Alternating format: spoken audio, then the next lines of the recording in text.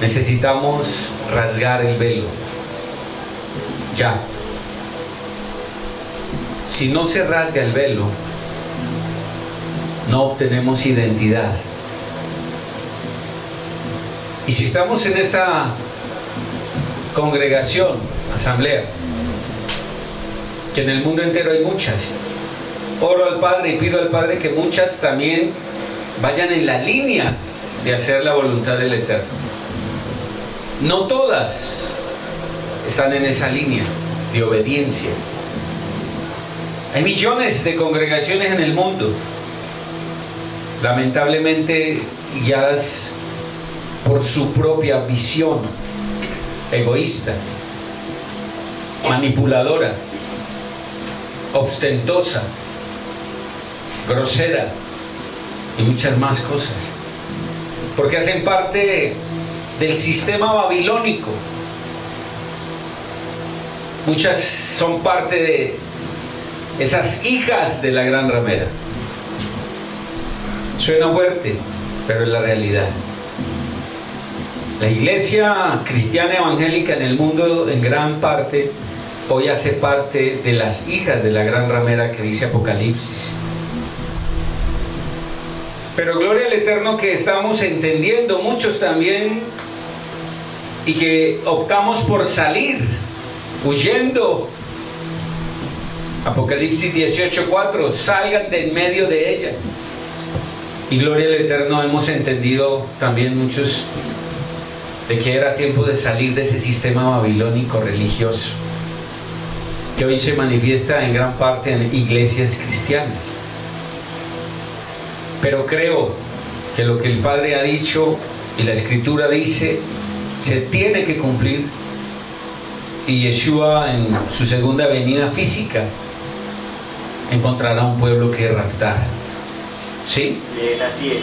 Pero para que lo encuentre, tú y yo tenemos que permitir que el velo sea rasgado.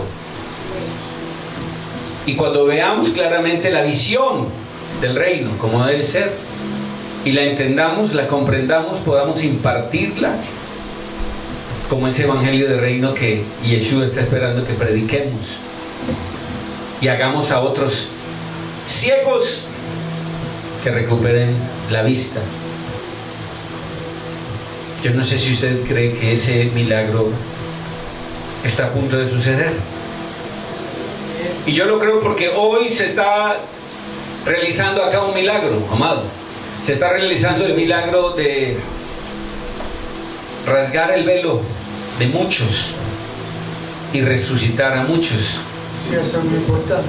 En el nombre de Yeshua se hace todo esto. Esto es vital. Así es. Shalom, pueblo amado. Bendecido día. Es un día muy particular de avance. Eso cuando el Señor te reprende o te disciplina es porque dice, tiene que avanzar. Hoy es de avance. Tomen esa prédica, esta palabra, como que el Señor mañana lo quiere avanzando. Ya no estar en la misma posición acá. Con esto lo entendí, hice Shema, empiezo a aplicarlo y doy un paso más adelante. Rasgando velos. Abran los oídos muy atentamente. Escuchen estas palabras. Medítelas. Cuando tú mueres al pecado, se rompen los velos que cubren tu visión. Porque cuando tú pecas, haces tu voluntad. Cuando tú pecas, estás haciendo tu voluntad y no la suya. Y esto te produce una visión borrosa.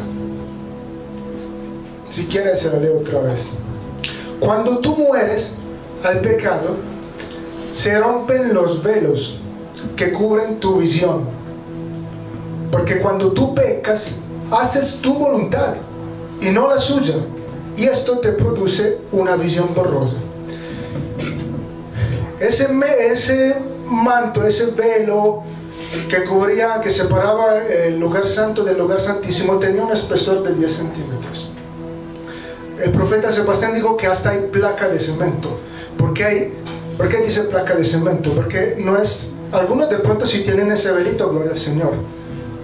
Me quito este velito y te veo.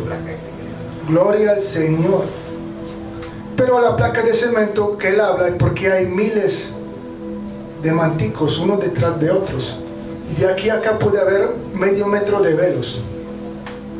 Cada velo representa un pecado que te da una vista horrorosa. Y cuando tú no sabes dónde andas, eres un ciego. No sabes que la voluntad del Señor en tu vida. Te hablan y difícilmente entiende la palabra de verdad. ¿Qué hay que hacer en este caso? Ponemos pecado y mentira. Uno de los manticos que hay, uno de los velitos que hay entre mí y él, le mentí, se produjo un velo. Me arrepiento, arranco este velo. Yo ya no quiero vivir miope, yo quiero ver bien. Yo fui miope 20 años de mi vida, creo. Me faltaba mucho. Cuando se me dañaban las gafas en el caminar, en la calle, yo estaba ciego. Tenía que buscar a alguien que me llevara a la calle, hermano. Ni podía manejar carro, mataba a alguien, hermano. Yo sé qué significa ser miope, porque a mí me faltaba mucha visión. Después, a los 25 años, me operé, milagro. El doctor me dijo, mira el reloj allá, ¿lo ves? No veo nada, veo una mancha. Tranquilo, en 5 minutos me dices qué vas a ver. Ay, Señor. De ver nada, ver todo eso, hermano, es una maravilla. Ahora yo siento que eso tiene que ser hechos de adentro. Y yo creo que el que tenga defecto visivo, si de verdad tiene esa sanidad interior, que se va quitando esos velos, el prepucio que vela el corazón, ese prepucio son esos mantos que velan nuestros pensamientos, nuestras almas, nuestros pensamientos. Hay que empezar a cortar. Da la espada, poder de la palabra, fe, creyendo, porque si no lo hacemos sin fe, no se corta ningún manto. Y si se produce eso, yo creo que hasta hay sanidad en visiones realmente físicas, que si tú no veías bien, empieza a ver bien, y eso ya creo que ha acontecido acá. Entonces, empecemos a rasgar esos velos. Y si lo hablamos interiormente, las dos componentes que tenemos interiores, eternas, son el espíritu y el alma. La que produce luz, digamos que no, es el espíritu es luz. Nosotros tenemos una parte de él que es luz. Esa luz tiene las riquezas escondidas, lo que muchos de nosotros todavía no han podido mirar adentro que hay ahí, porque nuestra alma está corrompida. ¿Qué hizo el sistema religioso, como hablaba el apóstol aquí? ¿Dónde puso los mantos el sistema religioso en nuestras vidas? Sobre nuestros pensamientos, sobre nuestra forma de pensar las cosas. Nos cubrieron mantos tras mantos, tras manto, tras capas. Y esto impide que nuestra visión desde nuestra alma no alcance a ver lo que hay en nuestros espíritus. Leemos la palabra, y con esos mantos que cubren nuestros pensamientos podemos leer la palabra 10 veces en el año y no la entendemos. No alcanzamos a percibir la verdad de la palabra. No se nos abre la vista, se nos son ciegados las letras de las Sagradas Escrituras por esos mantos, y pensamos que tenemos versículos a memoria en nuestras mentes y todo va bien, pero no entendemos la profundidad acaso de esos mantos. Entonces hay que quitar esas. Si tenemos esto, gloria al Señor, es fácil. Tenemos que tomar una decisión. Digo, no, Señor, yo ya no quiero esto, yo quiero ver bien. Quitamos eso. Si hay una placa, el trabajo es más, cuesta más, y hay algo muy importante en eso, que ahora le voy a hablar de eso. Esta visión cuesta. ¿Qué te cuesta la visión en este momento? El Señor, esta palabrita, toda su vida aquí en la tierra y allá arriba, obediencia. Un ciego ponemos que aquí un hermanito ciego. Un ciego no alcanza a ver los mantos que tienes encima, porque es ciego. Él piensa que ve bien, tiene una forma de ver en base al sistema religioso en el cual vive, y él dijo, no, yo veo bien porque yo veo cómo me enseñaron. Y tiene un montón de manto encima que el espíritu farisaico quiso meterle arriba, encima, y va con un peso, es ciego. Entonces yo solito con esa carga yo no puedo ser libre. Yo necesito un guía, un hombre entendido, un ungido de verdad, un hombre del Señor, aquí como se le dice, un hombre de Elohim, de Dios. Por eso que sí existen las congregaciones, existen los ministerios, existen los apóstoles, profetas, evangelistas, pastor y maestro, porque cada uno tiene una característica para ayudarte a darte una visión 20-20, como dicen acá. Pero ¿qué tienes que hacer? Tú te acercas a la fuente, al que ve mejor que vos, y dice, necesito una ayuda. Y ellos te miran y dicen, mira, listo, te empiezan a conocer. Si una palabra directa, digo, mira, ahí estoy en tu vida, proféticamente estoy en tu vida, tienes que quitar eso, corta eso, haz eso. Si uno obedece, obediencia, tú ya vas rascando los velos, te mejora tu vida, tu existencia, vas más liviano, entiendes más las cosas del Señor. Porque hay gente que tiene 20 años en el Evangelio, no ha entendido mucho de la palabra, a decir verdad. Y aquí, a mayor número de años en el Evangelio, puede haber el riesgo de que se engruese más la capa. Total. ¿Sí? El velo sea más grueso. Porque si no hay el cuidado de esa intimidad con el Eterno y la comunión que se debe haber, ¿cierto? En esa transparencia, en una verdadera armonía entre el Padre y yo, ¿sí? Sin falsedad, sin hipocresía, sino que lo que aparento no es, se va engrosando el velo, ¿sí?, del fariseísmo.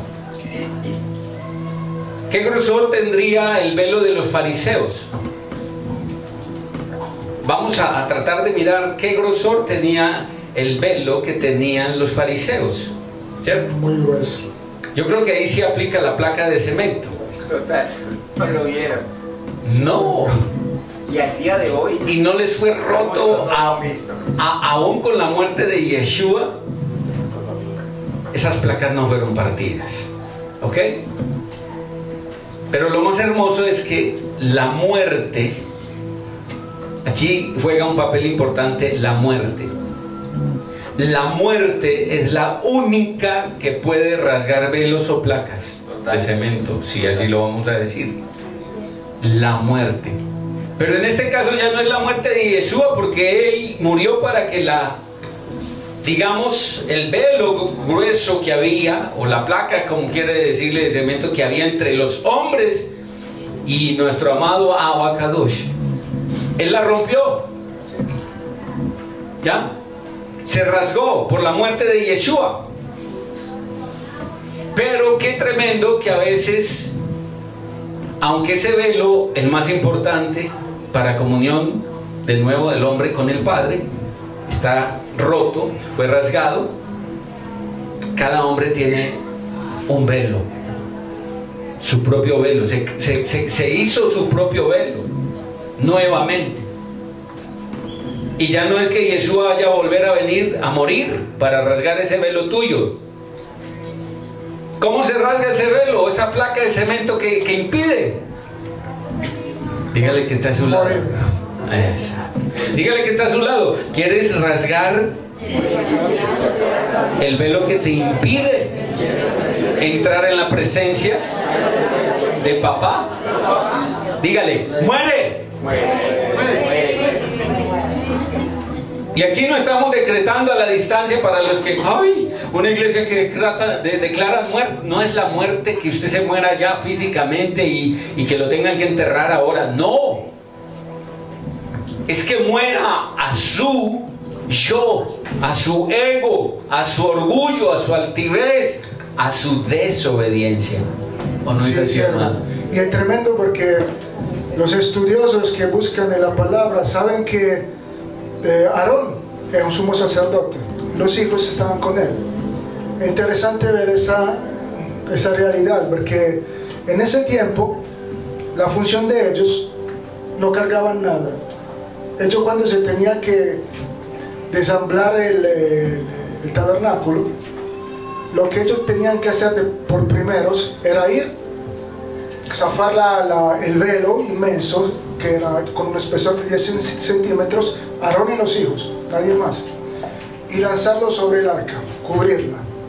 Cubrían la mesa de los panes sin levadura, cubrían el candelabro, el altar de oro y el altar de bronce. Esa es la función de ellos, principal. Y hoy mira el Señor que nos estás hablando. Nosotros somos los sumos sacerdotes que hacemos otro tipo de labor. Cortamos los velos, lo que te impide ver al arca. Excelente. El Señor hizo el trabajo mayor, rompió el velo principal, tuvo la muerte del Mashiach, del ungido, es estrechamente ligado a ese manto. Tuvo que morir Él para que se cortara eso. Y ahora nosotros que tenemos, muérete a tu orgullo, muérete a tu orgullo, a tu desobediencia, a tu pensamiento lujurioso. Morimos, quitamos capas tras capas en un trabajo que nos cuesta a nosotros. Si lo hacemos, ¿sabe qué pasa? Nos volvemos transparentes, vidrios, como niños, transparentes, inocentes. Lo más grande que tiene, y todo esto está ligado a la emuná, a la fe. La visión está ligada a la fe. Nosotros tenemos que, para ser victorioso en este caminar por este valle, por este planeta donde nos colocó el Señor, tenemos que creerle al Señor como niños, porque la mente religiosa es una mente farisaica que llega a la revelación del Espíritu, quiere entrar a mi corazón, pero tengo un sistema farisaico dentro de mí, un manto farisaico, que todo lo revelado por el Eterno lo razona. ¿Y por qué me habla eso, profeta? Y empieza a desarticular la palabra. La quiere entender con herramientas que no tienen el poder para poder entender la profundidad del Espíritu del Señor. Tú tienes que recibir esa palabra, creerlas y hacerla tuya y obrarla. Punto, no la razones. Por eso que muchos están en un pantano y dan vuelta y se cansan. ¿Y por qué un profeta vino ese año pasado, me dio una palabra, pasó un año y me vuelve a decir la misma palabra? Es un proceso. Si tú no superas eso, si tú no crees y no avanzas creyendo las primeras cosas que te da para creer como un niño, no te puede hablar otra cosa más. Obedece, sí, lo creo, como un niño. Fe. Ok, hay otra cosa, listo. Y van avanzando en una revelación, en una palabra revelada. Y ya usted va a llegar el momento que no van a necesitar que le envíen el profeta, porque usted va a tener la visión destapada, los oídos destapados, se va a humillar delante de Ruach HaKodesh. El Ruach HaKodesh, los que guían los profetas de este último tiempo, es el Ruach HaKodesh. El mismo Ruach HaKodesh dijo, listo, ya no te voy a enviar profeta, humíllate, yo te hablo hoy. Y te lo va a confirmar con una prédica el día después. Uy, lo que me habló ayer, lo creí, ahora me está confirmando eso a través del pastor. Uy, tremendo. Y se va formando una película real. No venir aquí a sentarnos a la iglesia, escuchando los sábados, los domingos, yendo a la casa y no crecer espiritualmente. Entonces es muy importante que nosotros lo entendamos, que es una iglesia profética, un llamado profético, que yo creo que todos los ministerios aquí están empapados con lo profético y lo evangelístico, porque Judá, y esta es la tribu de Judá, ya no hay más duda sobre eso. Tiene que ver mucho con el evangelismo, un evangelismo de punta. ¿Por qué de punta? Porque tiene lo profético. O sea, usted ve a una persona y el Señor le revela, mira, quítale ese manto, como está haciendo ahora, mira, quítate eso. Y uno obedece y dice, sí Señor, me dejo trabajar, quiero que tú sigas formando en mí tu imagen, moldéame, quítame esto, quiero tener tu forma, quiero que cuando me miren a una característica tuya, una luz que salga de mis ojos, que la gente mire, que dice, no, esto tiene algo diferente. Porque en el corazón, cuando penetran las realezas que están escondidas en el espíritu, empiezan a penetrar en tu corazón, en tu alma, en tus pensamientos, son gota de la gloria del Señor que empieza a alumbrar tu mente. Por eso que dice que la mente es alumbrada por el poderoso y glorioso evangelio del Mashiach, del ungido. Y ahora ese corazón ya no es una cosa, un trozo oscuro, no es algo cubierto con algo feo, no, viene a ser la cosa más hermosa del Señor en ti, el corazón, porque lo que se salva es el corazón. Después nosotros vamos a ser transformados, lo que sigue en la eternidad, en nuestra alma transformada, en cuerpo glorioso, vamos a tener una identidad. La identidad se va formando desde el alma que se despierta, empieza a tener identidad de reino, empieza a entender el propósito. Hay que entender el propósito. No es que soy un cristiano entre comillas y me tengo que congregar y conozco palabras y versículos de Cristo te ama y tengo una casa que aparenta una santidad, una justicia. No es de apariencia, es que de verdad brote del profundo de tu corazón algo del reino de los cielos, que es luz. El Señor me lo repitió muchas veces. Hay un sello de poder, Isaías 42, 6, 7, que seas luz para tu hogar, por tu esposa, por una nación, una ciudad. Es un sello de victoria. Ese es el deseo que tienen en el reino de los cielos. Esto que el profeta está diciendo, ese es el mayor deseo, ¿cierto? Pero viene una pregunta y es: si Yeshua rasgó el velo, ¿quién volvió a poner el velo? Puesto que la iglesia hoy no ve. No ve. El pueblo del Señor hoy no ve. ¿Alguien podría decirme quién puso ese velo? La religiosidad. Y entonces alguien podría decir: el diablo. Él fue vencido. La escritura dice que Yeshua lo venció. Entonces, ¿quién puso el velo? Nosotros mismos no haciendo su voluntad. Mira el que está a tu lado y no le digas nada, solo míralo. Ahí está la respuesta.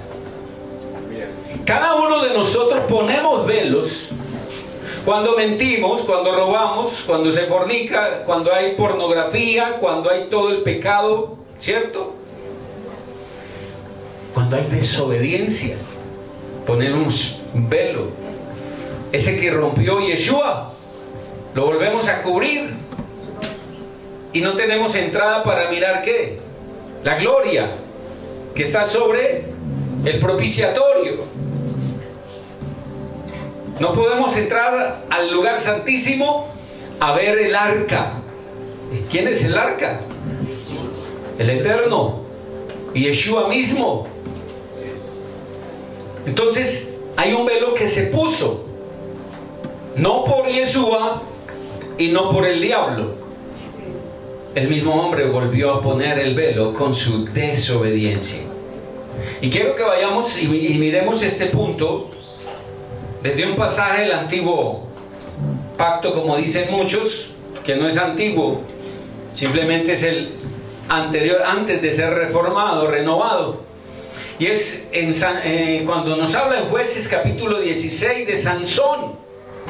Ya en este momento hemos avanzado hasta el punto que Sansón le cuenta la verdad a Dalila. Listo, usted leerá después el resto del pasaje. Entonces, cuando Dalila se dio cuenta que esta vez le había confiado todo, la verdad, ella a él, mandó llamar a los gobernantes de los filisteos y les dijo: vuelvan una vez más, que él me lo ha confiado todo. Recuerden que ya había intentado varias veces y venían los filisteos hacia él a atraparlo, pero como él no le había revelado el secreto, él tenía todas sus fuerzas y los vencía, ¿cierto? Pero en este caso ya le había contado la verdad y ella prácticamente había ya en este momento hecho el trabajo, ¿cierto? Vamos a mirar qué dice el pasaje. Entonces, el verso 18 dice esto, y cuando ella les dice: vuelvan una vez más a los filisteos, que él me lo ha confiado todo. Entonces los gobernantes de los filisteos regresaron a ella con la plata que le habían ofrecido. Hay alguien que quiere ganarse una recompensa entregando tus ojos, tu visión. Así es. ¿Ok? Preste atención a las Dalilas. Y Dalilas también hay hombres, Dalilos. Ahora, entonces regresaron a ella con la plata que le habían ofrecido. Verso 19. Después de hacerlo dormir sobre sus rodillas. Ojo, varones, hay mujeres que saben hacer dormir para quitar todo el poder que el Eterno ha puesto en usted.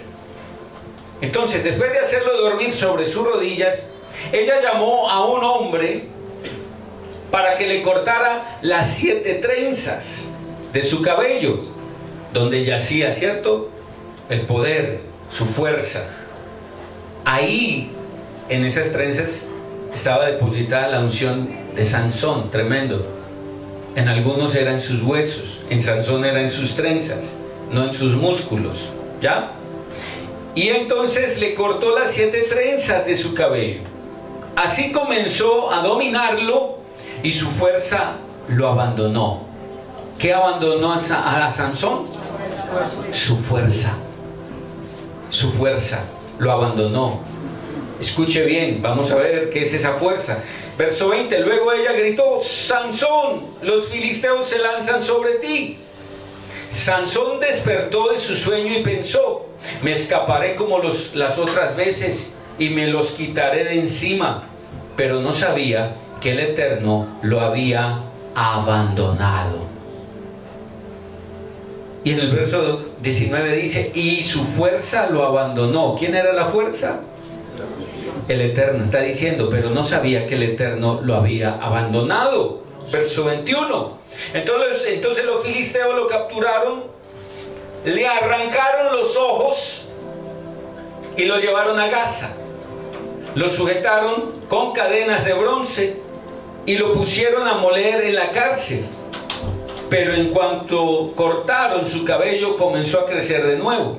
Los gobernantes de los filisteos se reunieron para festejar y ofrecerle un gran sacrificio a Dagón, su dios, diciendo: nuestro Dios ha entregado en nuestras manos a Sansón, nuestro enemigo.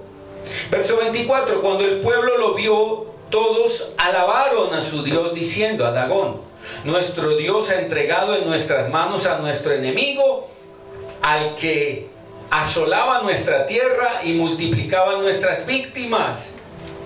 Cuando ya estaban muy alegres, ¿sí?, me imagino casi borrachos, gritaron: saquen a Sansón para que nos divierta. Eso están esperando hacer contigo. Cuídate. Así que sacaron a Sansón de la cárcel y les sirvió de diversión.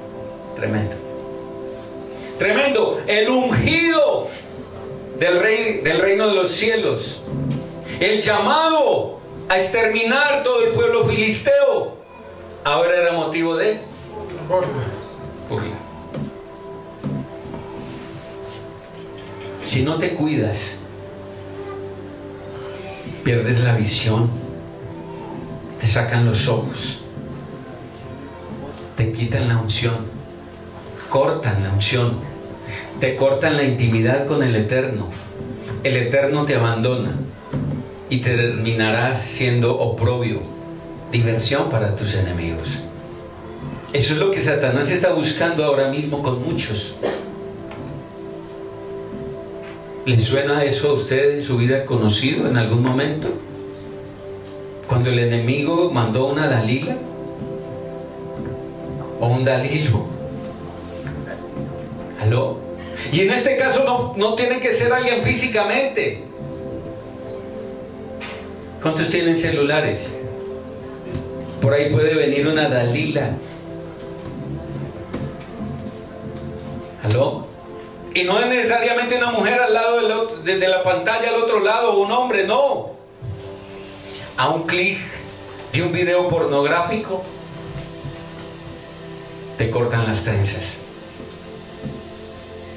te adormeces y caes en los brazos de Dalila, porque lo que estaba haciendo Sansón con Dalila era pura fornicación. ¿Alguien me dice que no? No me vaya a decir que él iba a evangelizar a Dalila. Sí. Sansón entró en desobediencia. Tremendo. Si hay algo que Satanás busca, es un ungido que desobedezca. Porque después que corte la gloria de sobre él, después de que corte las trenzas, después de que lo corte de la presencia del Eterno, será su trofeo, será su hazmerreír. Sin ojos. Sin ojos. Le sacaron los ojos. Los ojos. ¿Qué representa eso? Y hoy hay una iglesia como Sansón, dándoselas de que tiene mucho poder, pero ahorita mismo está dormida esa iglesia en las piernas del Dalilo, el diablo. ¿Aló? Y en mucha parte de la iglesia ya le sacó los ojos, no pueden ver. ¿Aló? Y si seguimos leyendo la historia de Sansón, Sansón clama al Padre para que venga a él de nuevo. Ay, santo, su presencia. Él clamó y pide al joven que estaba ahí, le dice: llévame junto a las columnas principales, yo me apoyo. Pero en su corazón ya tenía el pensamiento de lo que iba a hacer. Y aunque Sansón quiso arreglarla, al final no lo pudo hacer. ¿Qué hizo? Pidió las fuerzas. Derrumba las columnas del templo de Dagón. ¿Cuántos filisteos mueren? ¿Cuántos filisteos murieron? Miles. En la ciudad, ya un santuario. En el número. ¿Aló? Ese número representa algo muy poderoso, de filisteos muertos. Pero no alcanzó a exterminar el pueblo filisteo. Y el propósito de Sansón era erradicar a todos los filisteos. Tremendo, cielo, ¿sabe por qué? Viene a la mente una conexión con Apocalipsis, que dice: cuida de tu corona. Y ya cada uno de nosotros sabe cuál es en el matrimonio, sobre todo, la corona y la esposa. Hablen con el Espíritu Santo que le confirme eso. Yo creo que en este último tiempo, en un conyugazgo en este último tiempo, la corona de uno es la esposa. Y que dice en esa carta a la iglesia de Filadelfia. Filadelfia, ¿por qué Filadelfia? Porque históricamente era una ciudad de color rojizo, donde había unos genoveses italianos que tenían las telas que vendían de rojo. Telas. Filadelfia. Y hoy, si lo creemos, estamos viviendo este tiempo de la iglesia, de retorno, de la restauración de una iglesia de Filadelfia, que tiene un manto rojo teñido de sangre, porque ese es el manto de Judá. Lo dice en Génesis 49. Las vestiduras cubiertas con la uva, con el color rojo de la uva, carmesí. Es un manto que cuesta, un manto que pesa, un manto de sacrificio, un manto de realeza, porque Judá es realeza. ¿Y qué dice? Cuida de tu corona. Y al final lo grande es: porque te haré columna de mi templo y pondré sobre tu frente mi nombre, el nombre de la ciudad, el nombre del Eterno. Y nosotros ya lo tenemos, Yeshua, ¿no? El que salva de verdad es el nombre en hebreo, porque Jesús no significa el que salva, tiene otro significado que más allá de pronto se va a explicar también. En este caso, ustedes miran que la corona de Sansón era la unción que tenía en esas 7 trenzas. Imaginamos que tenía una corona hermosa de oro con 7 puntas que representaban las 7 trenzas espiritualmente, con su piedra o sus piedras, porque esa es la realeza del reino del Señor, que el Señor le muestra la realeza de uno si de verdad lo creo, como en una película. Vino Dalila y dijo: esta corona me estorba, tengo que quitarle esa corona. Y el hombre se dejó quitar su realeza, su unción, porque lo dice en otros textos en el Antiguo Testamento, que la unción es la corona de Elohim sobre nosotros, de Dios, es la corona de Dios sobre cada uno de nosotros. Y entonces esas 2 columnas que él derrumba, él tenía la fuerza en el reino de los cielos, no de solo una columna. Él era una columna doble fuerza, tremendo, ¿no? Entonces ahí él perdió la gloria que el Señor había depositado sobre él. Él ya no se reconocía, él había perdido su identidad.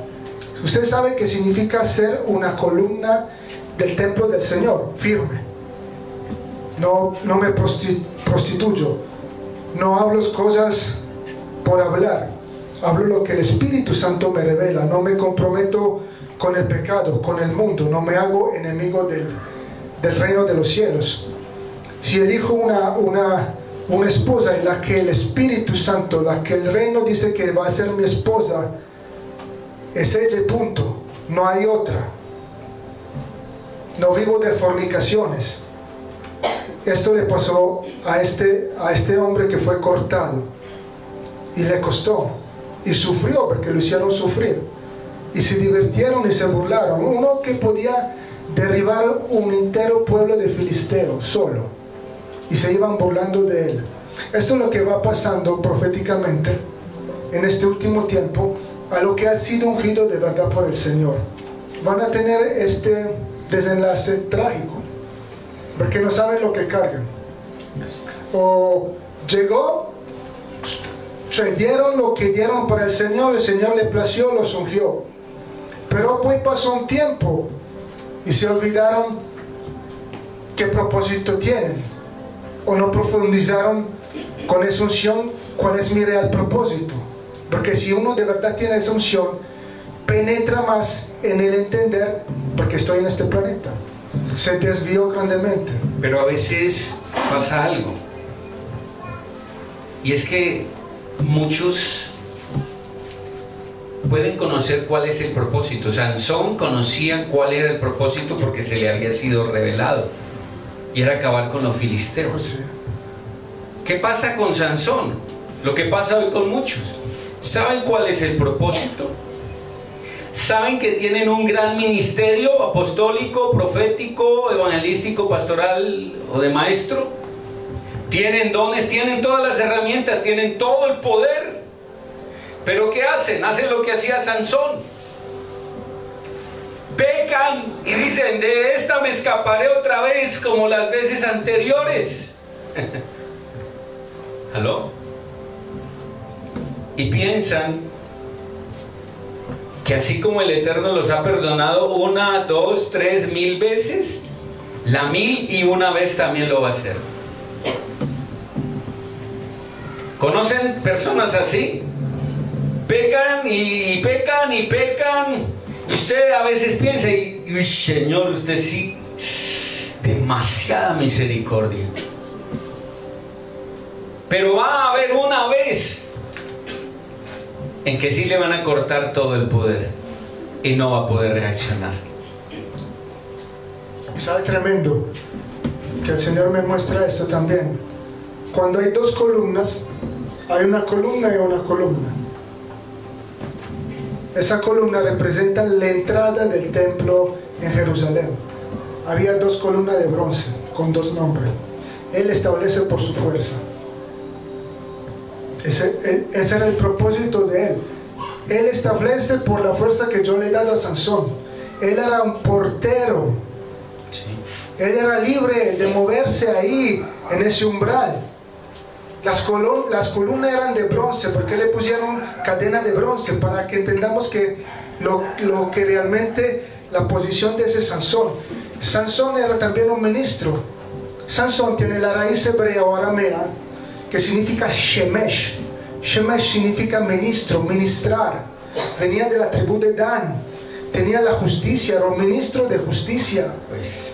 Pues la tenía todas, era un poder, era un portero del reino de los cielos, ministro de la justicia del Señor, que él establece con una fuerza descomunal.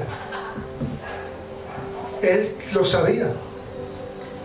Y él, yo creo que cuando lo colocaron ahí en el medio, se acordó la real posición que tenía en el reino de los cielos, hermano. Así es. Y lo echó a perder. Ya no un heraldo del reino de los cielos.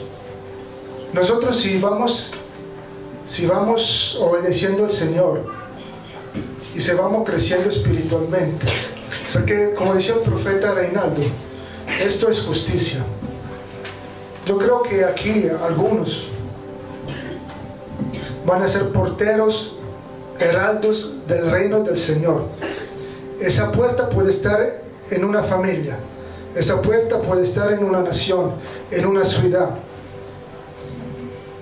Y el Señor quiere que seguimos cortando esos velos. Quiere darte la identidad. ¿Qué soy? Un portero. Y además cuando es un portero, piensan en el portero del hotel. No voy a hacer nada. No me dieron el manto, no tengo la corona, el caballo de Mardoqueo. Voy a estar en una puerta. Usted sabe qué significa ser un heraldo, un portero. Y que se le diga, esa es tu asignatura. Tú vas a controlar esa puerta. Entran solo los santificados, como le dijo a Ezequiel. Fíjate, mira bien que entra en mi casa y reprende a los que están en pecado, porque aquí no se aceptan pecadores. Ahora lo hacemos con amor. Y entran, porque llevan cargado muchos velos, son ciegos, no ven lo que cargan, no conocen su identidad, lo trata con amor. El heraldo deja entra, porque somos amor, profeta de amor. El profeta va con el amor, con el fruto del amor, como nos estaban explicando antes. El profeta de hoy, que funciona como debe funcionar, el que ha madurado el fruto del amor, que ama a sus enemigos. Y este es un tiempo muy especial, porque de pronto no solo a mí como persona, a algunos de ustedes también, el Señor ya le está diciendo que listo, te estoy fortaleciendo, te estoy ungiendo, te estoy revelando, sigue vivo, sigue sano, La casa va bien, las finanzas siguen en pie. Hermano, hay que dar la talla aquí. Hay que dar la talla. Y lo que se le dé y lo que son para el Señor, agradezcamos. Agradezcamos.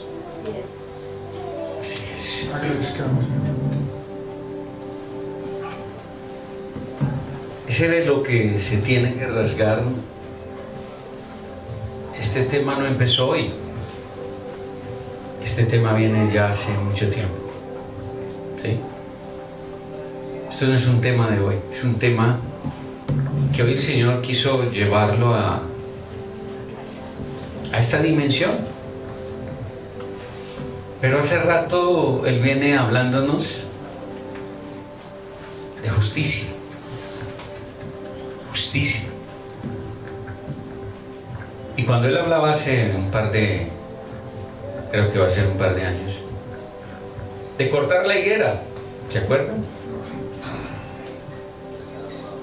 Volveré a pasar en un año y si no hay fruto, y escúcheme, va más de un año. Eso es pura misericordia. Porque esa noche que se dijo eso, sentí que era en un año. Y va más de un año. Pero Él, para entrar a cortar la higuera, primero va, ¿sí?, a tratar de salvar de lo que hay, ¿sí?, de lo que hay, va a tratar de que produzcamos el fruto que desea. O sea, es una oportunidad que nos está dando. Yo veo que mañana va a ser muy importante. Yo creo que mañana va a haber una gran ministración de parte del Señor. Hoy empezó a preparar. Escúcheme, hoy empezó a preparar para mañana hacer el corte. ¿Por qué? Porque con esto que hemos escuchado hasta hoy, y tú ahora en tu aposento, va a ser poderoso. Así es. Porque es que no va a ser el profeta Reinaldo, el profeta Sebastián, el profeta Giovanni, sí, no. Esto no somos nosotros que rasgamos el velo, sino que así como tú pusiste el velo, porque el velo que tenemos, ¿ya?, que no nos permite ver con claridad, no lo puso nadie. Ese velo no lo puso tu mamá, no lo puso tu papá, no lo puso el que te ofendió. Ese velo no lo puso nadie. Porque hay gente que dice, es que me hicieron. Ese velo no lo puso el que te hizo algo, el que te ofendió. No. Usted solito puso un velo ¿de qué? De resentimiento. Él está aquí. Si me permite. Gracias, eterno, descendiste. Gracias.